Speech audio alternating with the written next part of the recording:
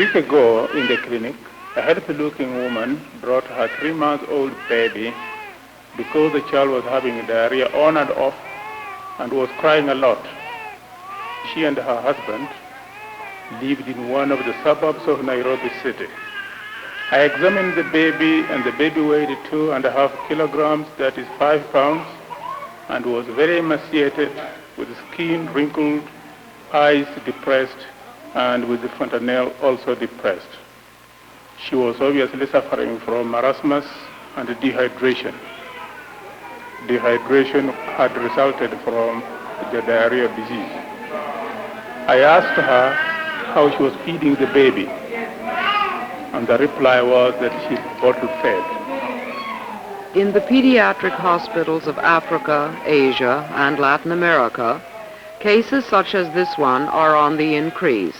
Dehydrated babies with diarrhea and gastroenteritis, undernourished babies with the classical nutrition diseases, marasmus and kwashiorkor. But these babies don't come from famine areas. Their mothers are neither ill nor undernourished. What these babies have in common is that they have been bottle-fed. They come from the big cities and from the villages. Their desperate mothers cannot understand that their baby should lose weight, visibly shrink, and often die.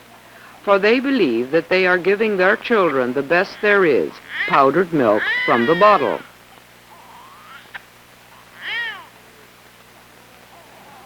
Once again, Professor Bwibo from Kenyatta National Hospital in Nairobi. The problems of malnutrition, diarrhea disease, are very commonly seen in this hospital, and they stem from bottle feeding. One of the slums of Nairobi. It is not different from other big city slums in the third world. They all harbor poverty. Electricity and running water are unknown in these shacks. Few people have regular work, and money is scarce. They only have the hope for a better life, for a small share of the progress taking place around them, which at the moment is out of their reach. So they reach for the small symbols of progress, like powdered milk and a feeding bottle. These represent prosperity and modern living. A 10-week-old baby will need 3 of these cans per month. Soon it will need 4. The price for these cans often corresponds to a third or a half of the family's monthly income here. But this mother believes that it is the best for her baby, and she scrapes together what money she has. To make drinkable milk out of the powder, one must follow the instructions exactly. Wash the bottle and teat in soap and water. Rinse in clean water. Place them in boiling water to sterilize them. Wash your hands before preparing the feed. The water must be... Make sure you add exactly the right number of spoonfuls. Keep the bottle and teat away from dust and flies. Very strict hygiene is necessary. Any neglect on your part may make your baby ill. Reality in the slums, however, is different. The water from the common tap is seldom drinking water.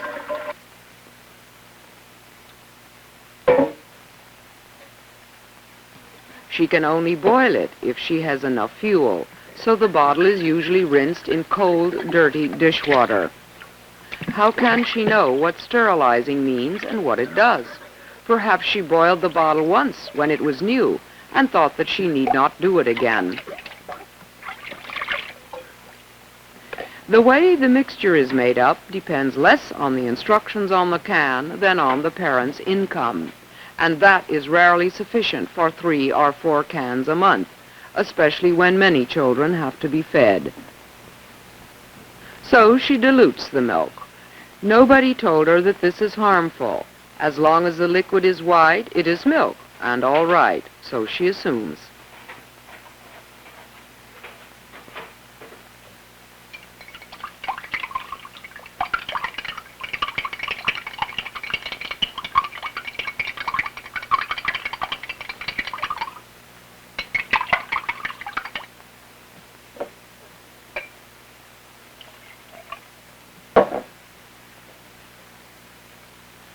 Some mothers put nothing but water in the bottle, believing that the bottle itself has the power to make the baby grow. But instead, the baby rapidly loses weight and unceasingly cries from hunger.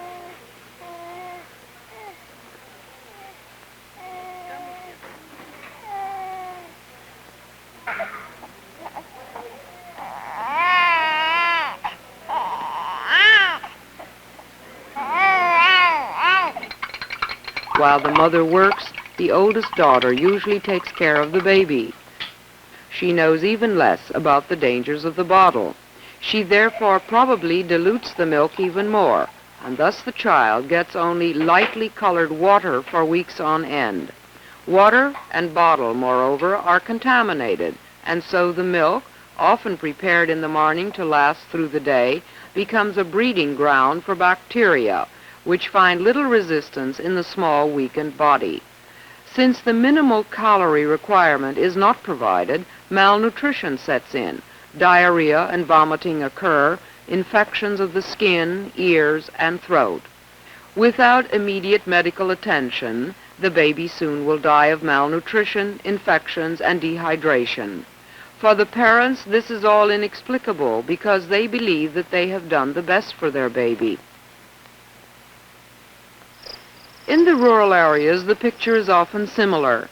More and more mothers here are also reaching for powdered milk and the feeding bottle, since both are available in every little village shop. Someone convinced this mother that she could not breastfeed, but in reality, such cases are extremely rare. All too often, mothers squeeze out their own milk and throw it away, while at the same time they bottle feed their babies with diluted and contaminated artificial milk. Here in the country, everything speaks against the bottle. The mother can take her baby to work with her, and even during her work in the fields, she could easily breastfeed. Bottle feeding, on the other hand, requires much hard work. Water is usually precious and has to be brought long distances. In this case, water is abundant, but one can hardly call this muddy liquid drinking water. Still, people drink it unboiled because there is nothing better, and they don't know otherwise.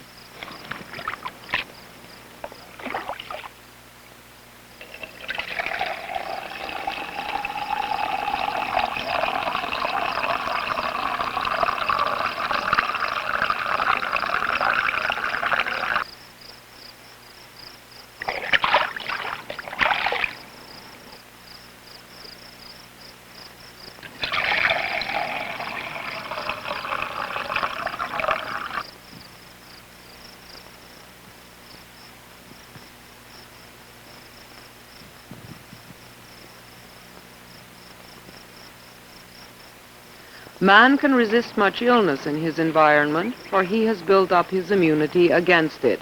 Babies, however, do not yet have this immunity. They have to rely on the immune bodies they receive before birth from the placenta and after birth in the mother's milk. Powdered milk, cow's or goat's milk, does not contain the same valuable immune bodies found in breast milk. Unprotected, these babies consume countless bacteria which breed in bottles like this one under the hot tropical sun.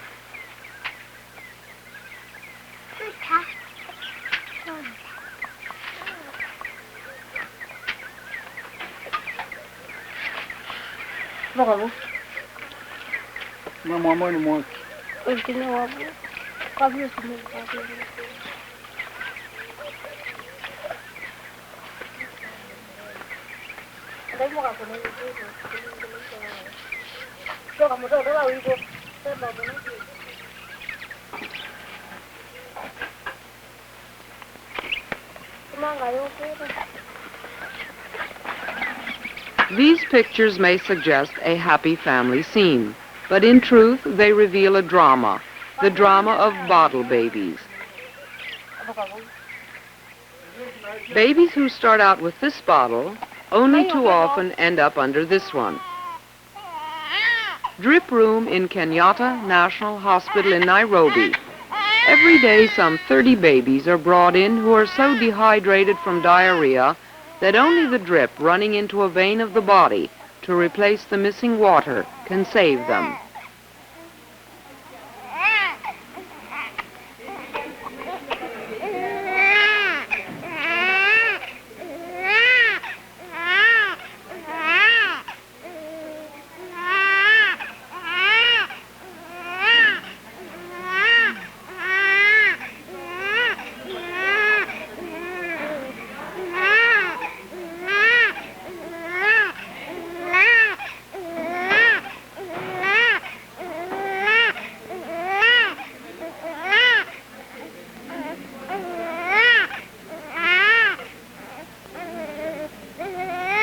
Most of these babies suffer not only from diarrhea, but also from malnutrition. A large percentage are bottle babies. Despite intensive efforts by the doctors, help comes too late for some. Fortunately, in many developing countries, mothers can stay with their sick children, and health workers, such as Sister Waruru, can use the time spent in the hospital to teach the mothers about the causes of their baby's sickness.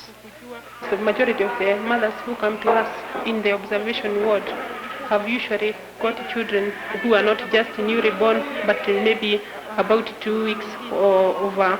And their main problem is diarrhea and vomiting. And when they come to us, what we try to talk to them is on mainly what could have caused that diarrhea and how they feed their children, if they use a bottle or if they are feeding on the breast or if they are using a cup and spoon or a plate and spoon at home. And we find the majority of the children whom we have in our observation ward with diarrhea and vomiting are bottle fed. And we only have about maybe 1 out of 10 of those children who are on breastfeeding. We try to prove to the mother that mother's milk is the best, because if you have to go and mix any other milk, it will be in between, either get dirty, but if her breast milk, the breasts are covered by her clothes, and so they are not at any risk of any contamination. If they use any other milk, it means either it is going to be very expensive, or if they are going to use it, they can't give as much as they want. And if a mother feeds on the breast, she can give as much as she has on her breast. For many of these mothers, the advice to breastfeed comes too late. They have weaned their babies too long ago. Their own milk has dried up. Sister Waruru can only teach them the elementary rules of hygiene and artificial feeding. But this does not make powdered milk cheaper, nor the water cleaner. And so many children soon return to the hospital with new infections. There is no lack of vivid examples in Sister Waruru's classes. Along with their half-starved and emaciated babies, the mothers bring the bottles of which they are so proud, but which probably have caused their babies misery.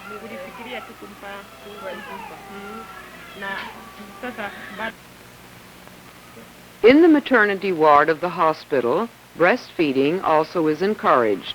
The newborn is always within reach of the mother.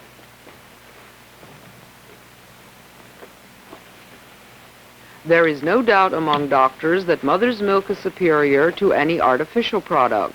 Dr. Mamie from Kenyatta National Hospital says, breast milk has inherent advantages over artificial feeding.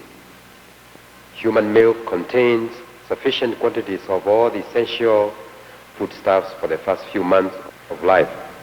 It is convenient, economic, always readily available at the proper temperature, fresh and free of contamination. One, of course, of these great advantages is psychological satisfaction, both for the mother and for the infant. We, for instance, know that physical contact is a very important aspect in the growth of the infants, so that they develop to be mature, more balanced adults. And Dr. Ongari adds, human milk has some immune substances which protect the child from getting any infection, mainly of the gut.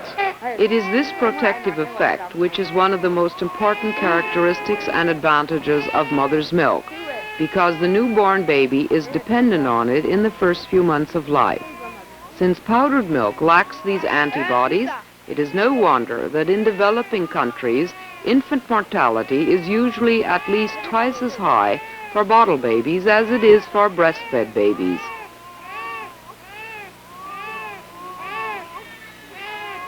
Of course, there are, if rare, cases in which artificial feeding cannot be avoided. But here doctors advise cup and spoon feeding, which is more hygienic and has less risk of infection, even if a drop is spilled now and then. But what is it that causes a healthy mother to give up breastfeeding for expensive powdered milk in the first place? One of the most important factors is advertisement. Give your baby lactogen. Lactogen will make him grow and healthy. Radio spots, posters, and calendars suggest to mothers that powdered milk is at least as good, if not better, than their own. In all languages and dialects, powdered milk is praised as a sure guarantee for healthy, happy babies. It is a symbol of progress and prosperity. Even hospital walls are plastered with posters and calendars advertising the company's products. In return, the firms donate large, publicity-effective packages of their milk for clinical use.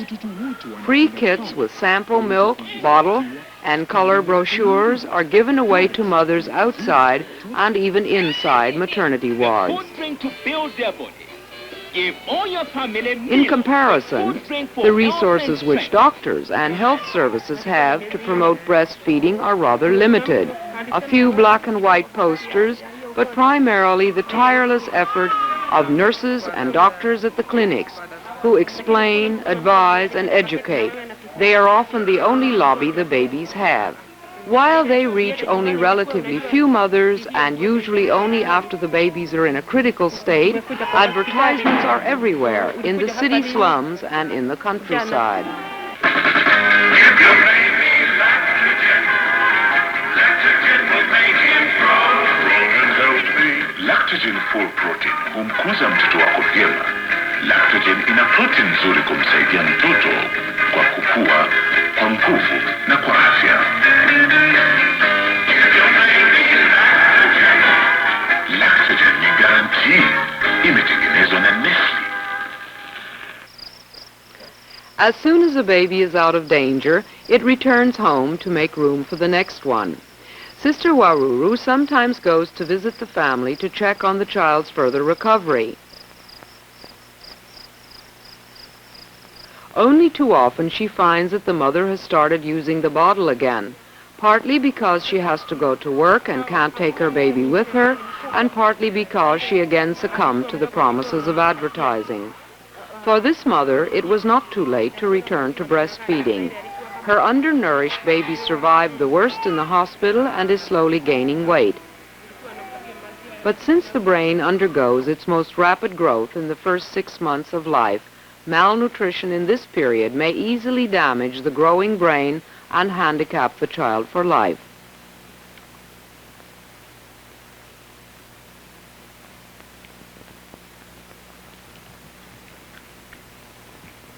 For the mother, extended breastfeeding also means less risk of becoming pregnant again. Wider spacing between births not only slows down the birth rate and therefore population growth, but it also helps to feed all children sufficiently. Mothers throughout the world want the best for their babies. Even when making mistakes, they make them in the belief of helping their child. The grasp for the feeding bottle can be a fatal grasp. Many children could still be alive, many could be spared sickness and malnutrition if their mothers had known about the dangers of bottle feeding, if they had known of the advantages of breastfeeding, if they had not been exposed to the often misleading sales promotion for milk powder, and if they would be provided with facilities that would enable them to breastfeed their babies while working.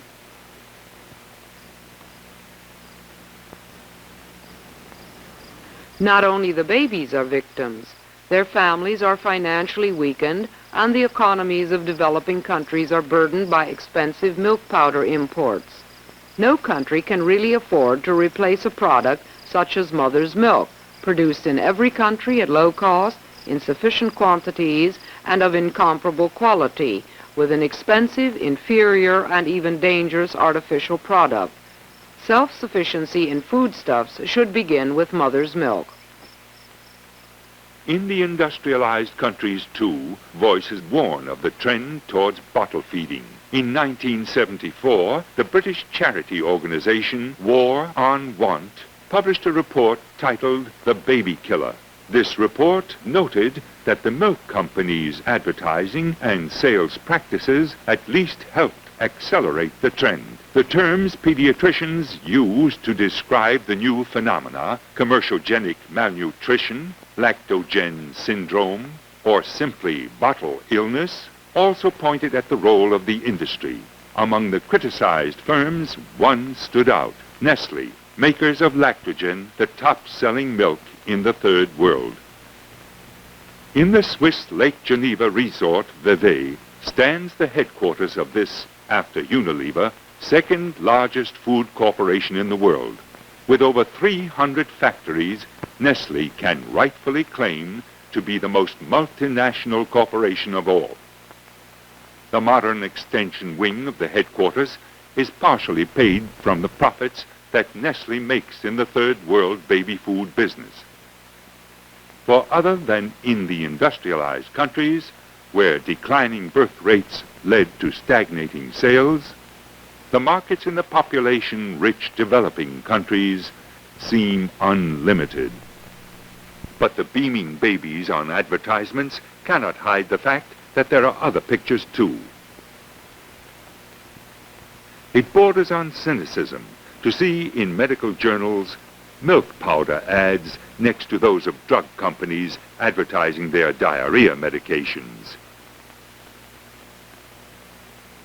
But Nestle saw its reputation only endangered when the Swiss Third World Working Group translated the report into German and published it under the new title, Nestle Kills Babies. Esther Enderle, a member of the group, explains some of the criticisms of the report. Nestle hat sich darüber empört, dass wir ihre Werbemethoden unethisch und unmoralisch. Nestle grew furious because we called its advertising methods unethical and immoral.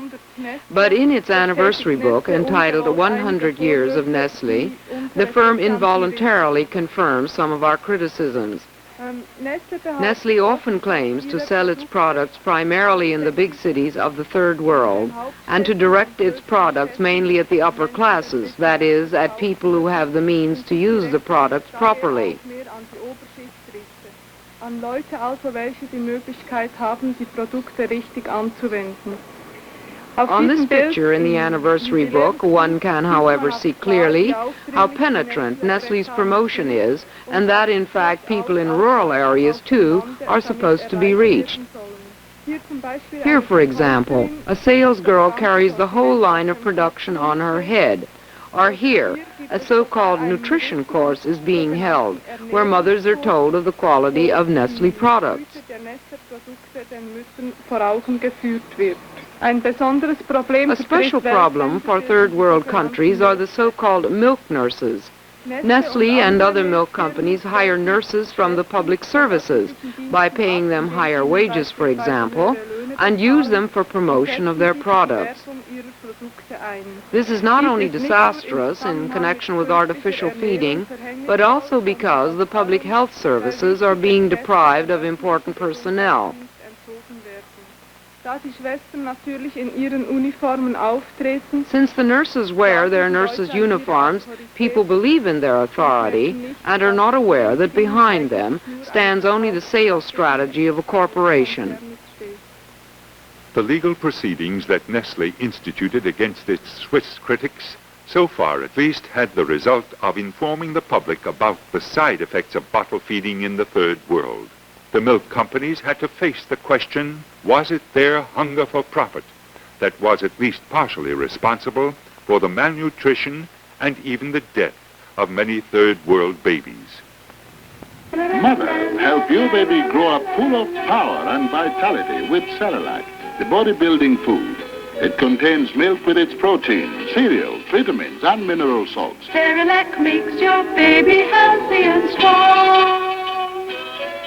Nestle's annual turnover, far above $5 billion US, is bigger than the gross national product of many developing countries.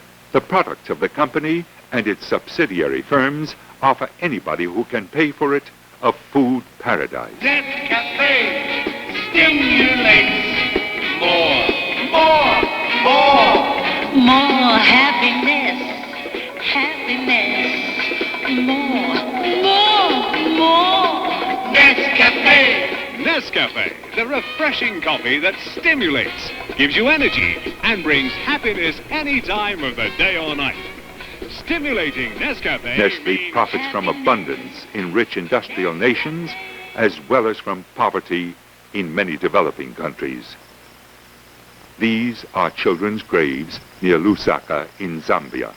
Mothers put empty lactogen cans and feeding bottles on their dead babies' graves, for they believed to the end that powdered milk and feeding bottles were the most valuable possessions their babies ever had.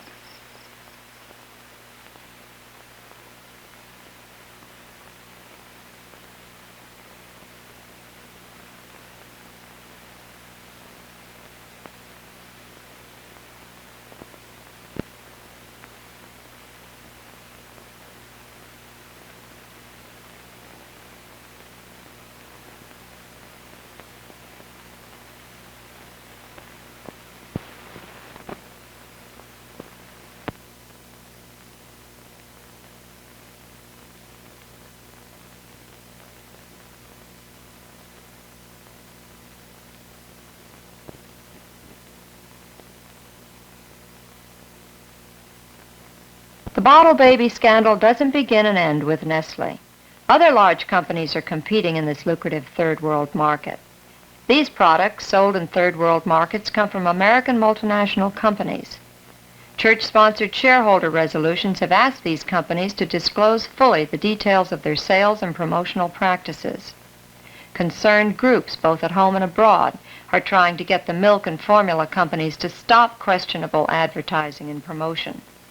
This is especially important in countries where many of the people can neither afford nor safely use this replacement for mother's milk. This includes stopping the use of the Mothercraft personnel to sell the products, and stopping the giveaway of free samples of formula and bottles. Concerned groups are also supporting the efforts of developing countries to regulate the sale of infant formula in accord with the needs of their people. And they are encouraging government, voluntary, and healthcare agencies to do everything possible to educate about and encourage breastfeeding. Here's what you can do to help. Bring the baby bottle scandal to the attention of your local Citizens Action Group, World Hunger Organization, and church. Arrange for showing this film in your community. Ask the media for coverage of the bottle baby issue. Investigate possible bottle feeding problems in your own community. Write protest letters to the U.S. corporations, Abbott, American Home Products, and Bristol-Myers. Also to Nestle USA, members of Congress, and United Nations agencies. Question investments in infant formula corporations by your church, pension fund, union, or insurance company. Challenge the companies by supporting shareholder-initiated lawsuits and shareholder resolutions. For further information, write or phone the Interfaith Center on Corporate Responsibility, 475 Riverside Drive, New York, New York, 10027.